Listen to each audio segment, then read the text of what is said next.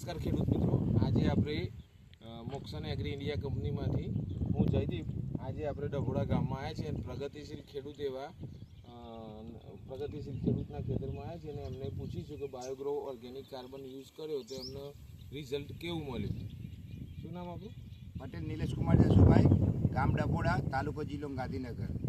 મેં આજથી 15 થી 17 દિવસ પહેલાં બાયોગ્રો જે પિંડામાં ડ્રીપની અંદર આપ્યું હતું, જે ઓર્ગેનિક કાર્બન છે, આનો યુઝ કરવાથી મને પિંડામાં એનો વિકાસ, એની ફૂટ, એનું ફળ, આ બધી વસ્તુમાં મને સારું એવું રિઝલ્ટ મળ્યું છે.